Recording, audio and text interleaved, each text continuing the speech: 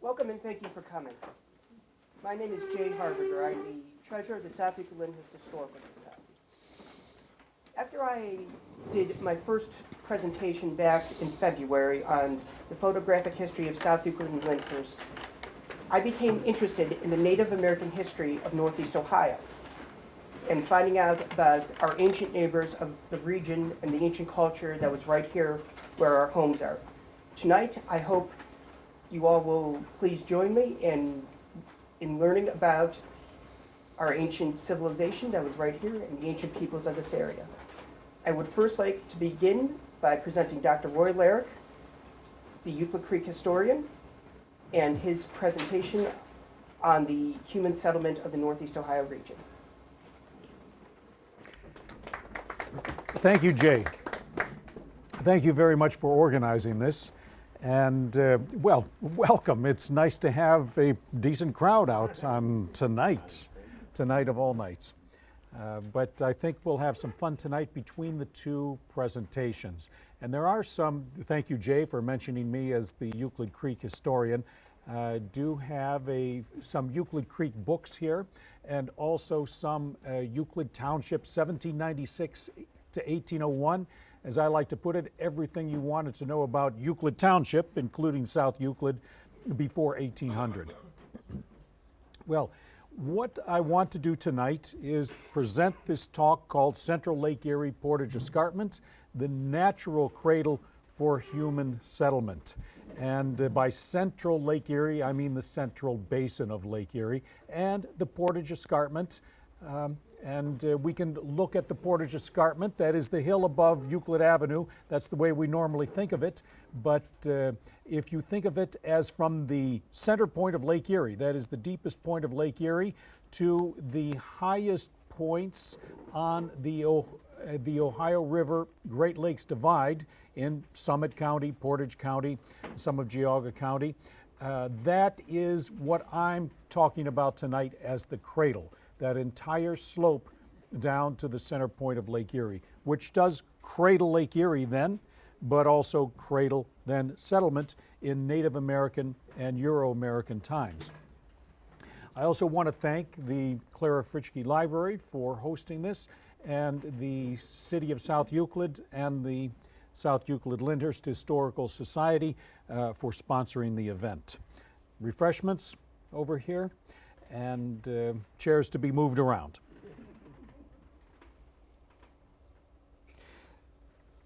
I can't introduce this without introducing myself a little bit as a Paleolithic archaeologist who's worked all over the world, come back to my hometown of Euclid, and am interested in that interface between nature and culture here on the Portage Escarpment, this cradle. And so I have this organization called Bluestone Heights, which by now is dedicated to rediscovering urban ecologies. So tonight's talk is a bit about ecology that set the stage for Native American settlement here, but also I can't help but deliver a little speech for conservation. So I want to start with a bit of theory, which I'm calling deep history. You've heard that term from me before, and big history, which is another approach to it, which a lot of people know about now. And then from there, I'll go to the region itself, this cradle for civilization, and talk about the linear features that define us, the subtle linear features that make up our natural landscape and the ecologies that are associated with them. And of course, in the way of preaching then, I'll talk about how these linear features, subtle as they are, buried in our daily landscapes, are there for us to rediscover, to rehabilitate, and live better with them. So specifically tonight, in talking about this natural cradle, I'll identify this Portage Escarpment and the lake itself as natural assets. This term asset is a strange one. We hear it all the time these days, but the natural asset is a little different than a natural resource. To me, a resource is something to be consumed and essentially you end up with waste products. But if we look at our nature as a series of renewable assets, these are what attracted Native Americans and attracted some of our earliest settlers as well. So we'll speak of the area as one that has natural assets in the ecological sense. And then I'll go on to set the stage for the arrival of Native Americans, which began more than 10,000 years ago and played out over several thousand years.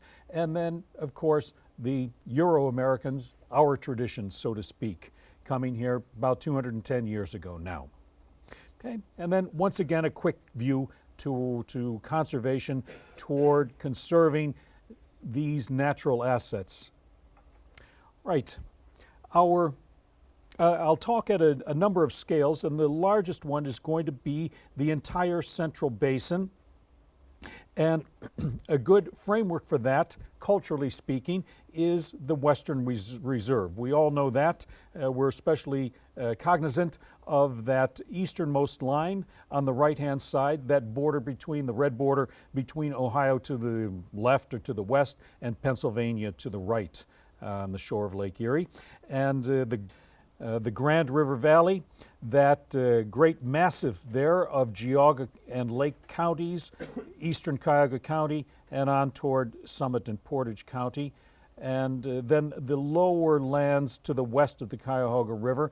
I'll take as our reference points tonight the Huron Valley, which is the westernmost of those valleys that drain the Portage Escarpment. The Cuyahoga Valley, of course, a major one, and the Grand Valley, a very old valley that is underfit by the current Grand River. That is to say that the valley of the Grand itself was carved out by glaciers and actually is a pre-glacial valley widened by glaciers that holds the very small Grand River here.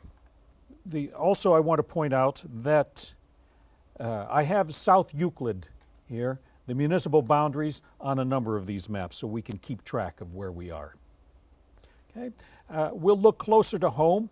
This area immediately east of downtown Cleveland, what we know as the East Side Heights, what I call the Bluestone Heights.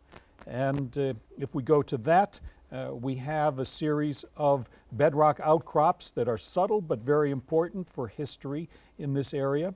And I'll spend a lot of time at that scale. And then we'll go yet into more detail in the area around South Euclid. You see here the municipal boundaries of South Euclid and Euclid in this area to the north here. And we'll go yet deeper into the Euclid Falls area of Euclid Creek. And I will spend a little bit setting up for discussing prehistory as it exists here in South Euclid. Okay, so let's begin with the theory, if you allow me 4 or 5 minutes to get through deep history and big history. I'll do that by introducing 3 people, 3 personalities. One whose name you may have heard of recently, David Christian, who has this concept of big history. And see, he divides the world into 8 thresholds. It's hard to read there, but 8 events that have structured life on Earth from the earliest past in the universe, from the Big Bang up to what he calls the modern revolution.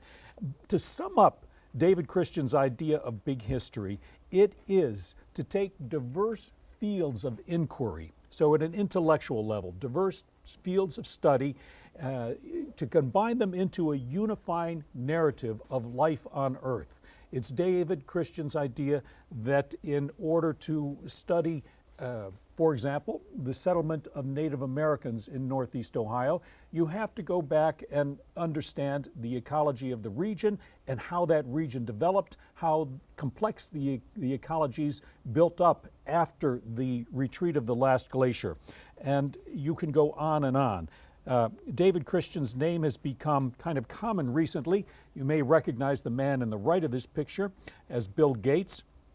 And Bill Gates is funding David Christian to come up with the Big History Project, which they hope to integrate into high school history curricula as another more interesting way for teaching history.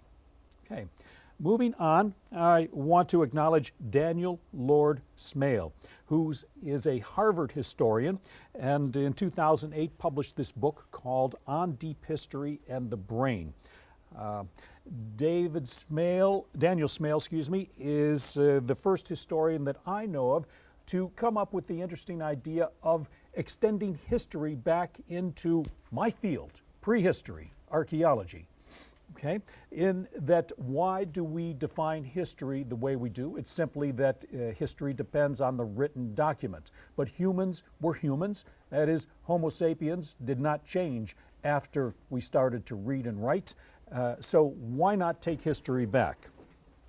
And Daniel Lord Smale then is big on what he calls long-term or seamless chronologies. That is, human histories that do not differentiate between prehistory and history, but chronologies that take in the entire development of our species, Homo sapiens, and other human species as well.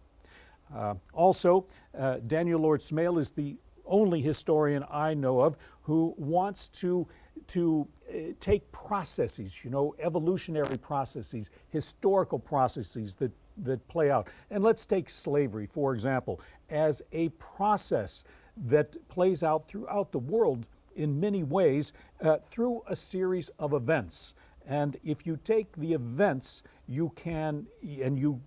you take quite a number of events and calibrate them with the process, you can understand it better. And for something like slavery, it's important, but when you go to human cognition, and his concern is the brain, then the process is a long-term process, evolutionary, and we have to establish the many events. And with dating methods such as radiocarbon, you can begin to do that, identify events that contribute to the process deep into the past. All right, and the last one is E.O. Wilson, Edmund O. Wilson, a Harvard biologist. You may know him as the Ant-Man, the man who has studied ants all over the world. And I love his approach. He calls it deep history as well. No matter how dominant our species has become, we still belong to the Earth's fauna and flora. We are still part of nature. And for Edmund Wilson, who has studied the evolution of insects, but ants in particular, that evolution is long, and various species meet very disastrous ends when they, in some sense, outgrow their own environment. So that's a concern of his. And for him, the deep history is interweaving human history and natural history to help us understand our place. And I'm big on that, so this is what informs me, Edmund Wilson's idea of deep history. Okay, so he would speak of the coevolution of natural and human forces, and that we must comprehend this coevolution to understand how we can rebalance in our own time natural and cultural forces acting on the earth.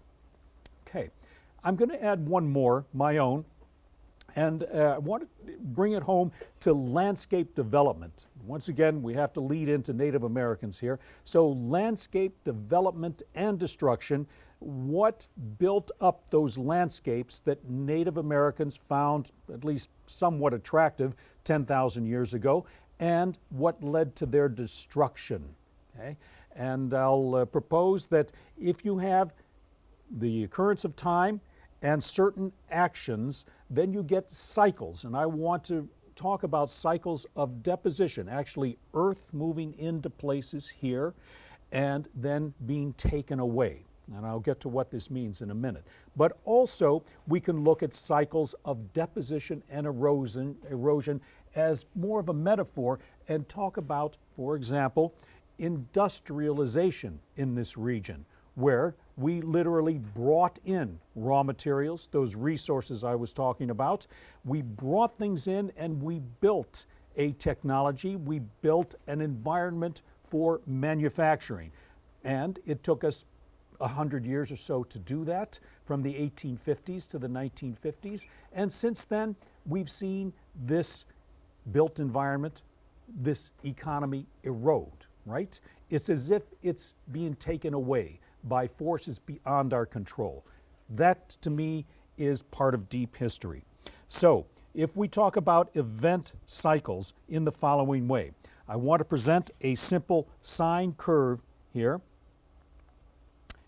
Yes, and so from up to down, and through time, and time is going to be t, and we introduce then the idea of here we go, of erosion and deposits. Okay, so we're going to look at our curve through time, and as time proceeds in this direction, we see an erosion, and it could be an erosion of sediment or rocks, or the removal of water, the draining of Lake Erie, for example, or the decline of an industrial society.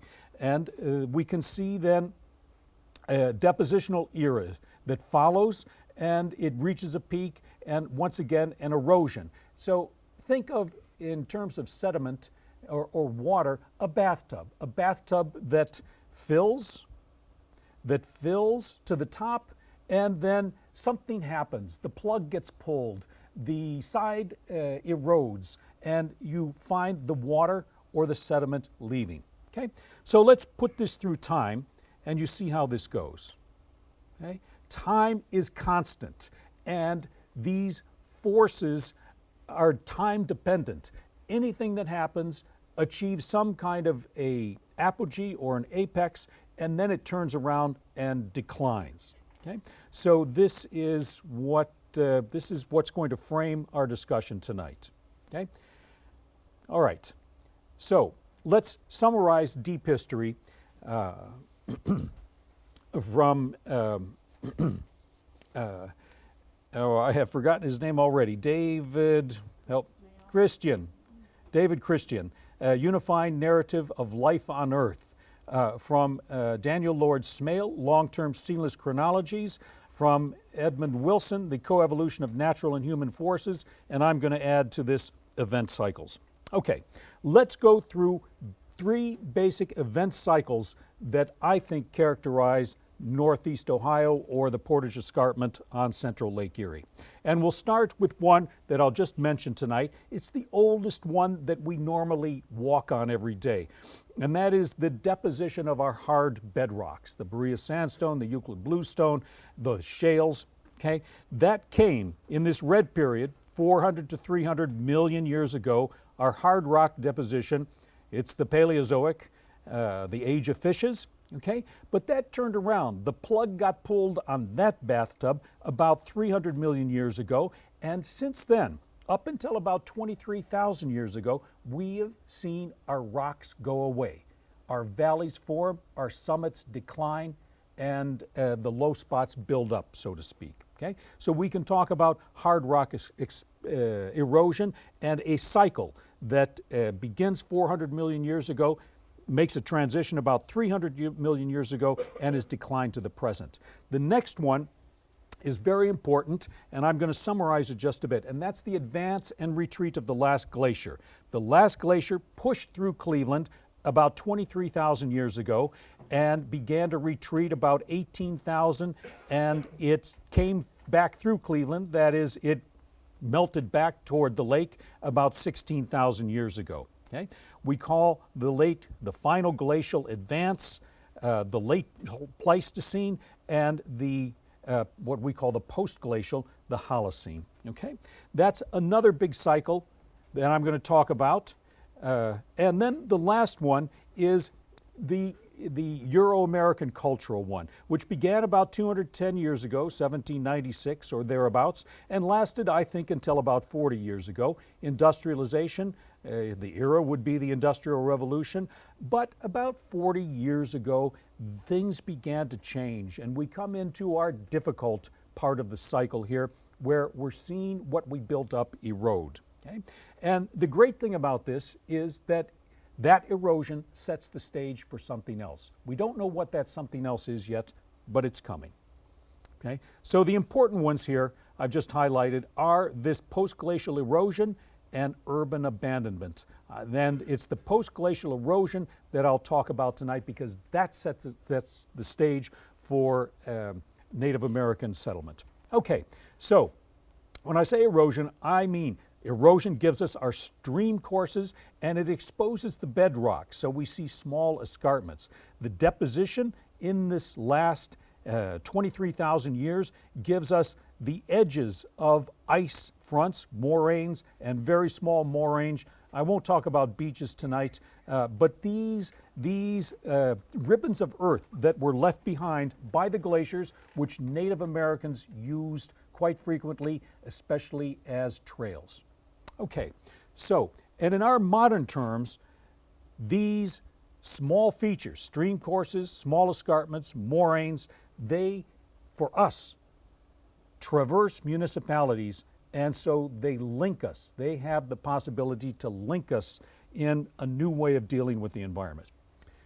Right, let's turn to our small bedrock escarpments, and there is South Euclid on the east side heights, the Bluestone Heights, with a few landmarks here. Tri-C East, okay, at Harvard and Richmond is very important for this discussion. UC is University Circle, and PS is Public Square, and my hometown, Euclid, Ohio.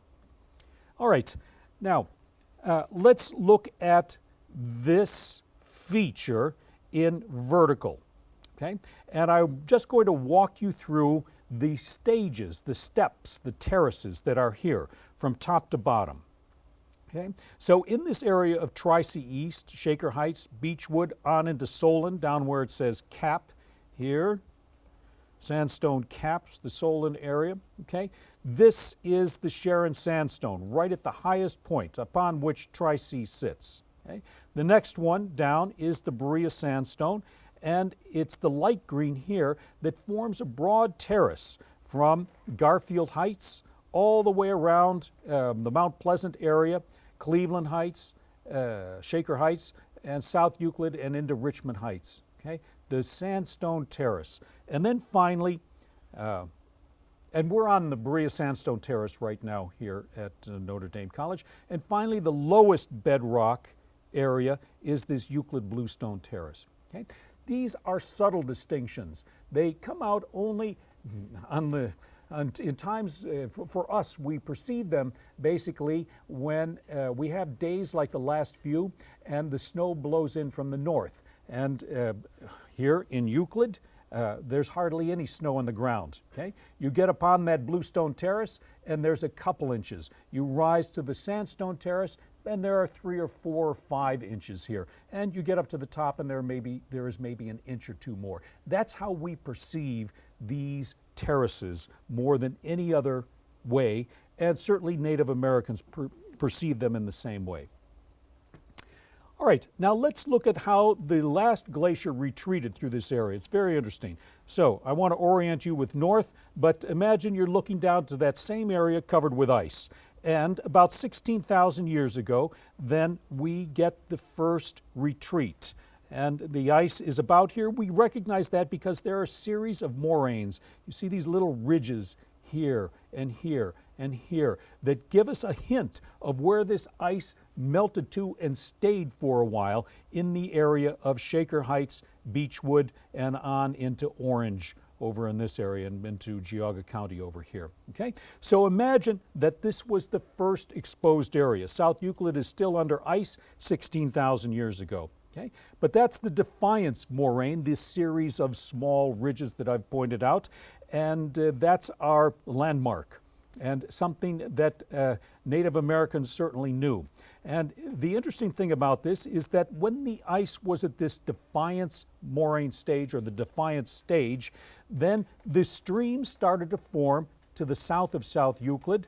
They started to form on the backside of the east side heights, the backside of the Bluestone Heights. And you see the 4 ones that have names at this point: Pepper Creek, Willie Creek, Hawthorne, Bear, and Mill Creek. Okay?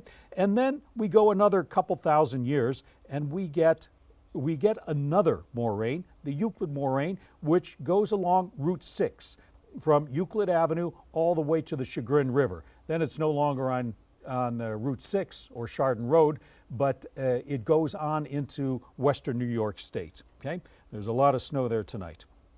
So we see this retreat, and then we see that the Euclid Creek East Branch formed